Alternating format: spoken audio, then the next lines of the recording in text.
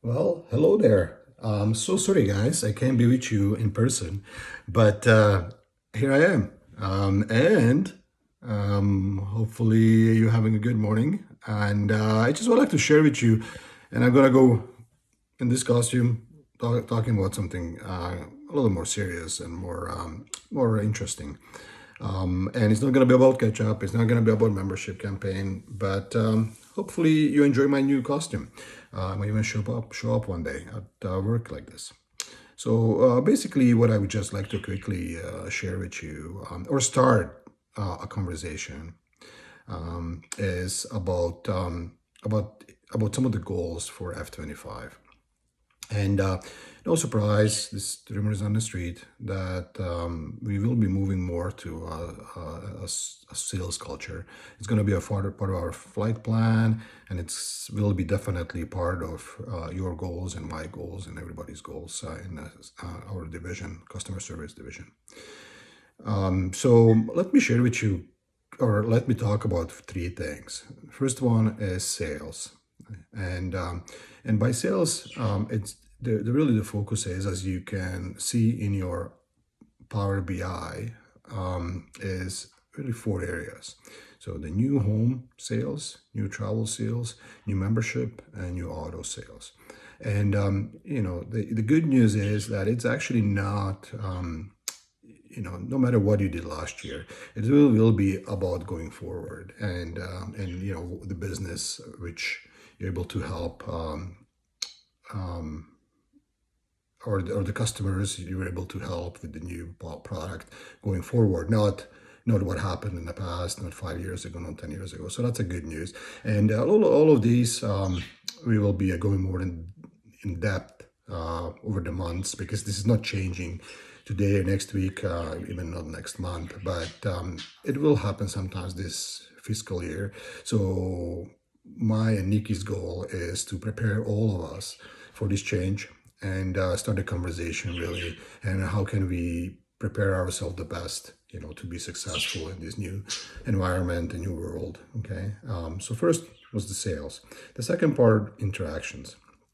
And interactions are tracked in our Greeter app, but there is also other way of tracking interactions through Amazon Connect in IVR, and we have the advantage that we are not super busy in location in terms of walk-ins.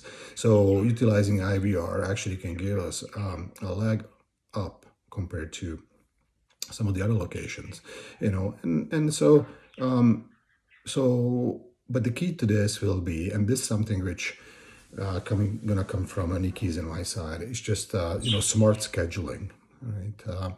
Because there are certain roles that like helping us with, let's say, admin, or helping us with MSRing or things like that. Cleaning the office, or not necessarily will have the opportunity, right, to track it as interactions. So we just need to figure out the smart way. How can we sort of share some of those duties while still be successful? And again, I just want to start a conversation.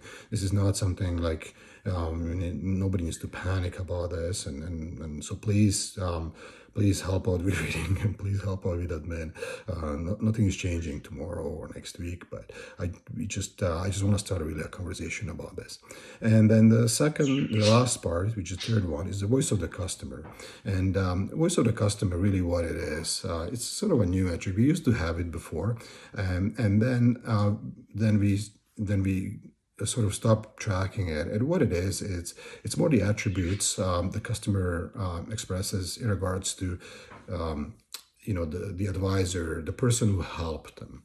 So it's not about wait times. It's not about how the location looks.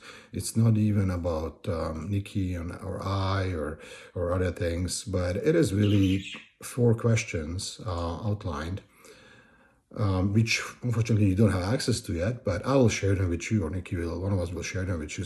So we can start preparing, to just address some of these areas. again, there's no really a place to be too carried away, because our NPS, our voice of the member, voice of the customer, is actually really good. So I would say this is one of the strongest areas we are in.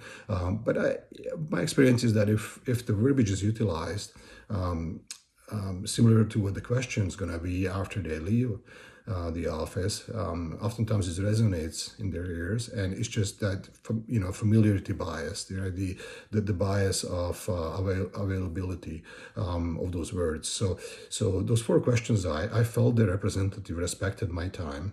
Right, signature moment question. I want to respect your time. Please let me know if you want to make any changes. I felt the representative listened and focused on what matters to me.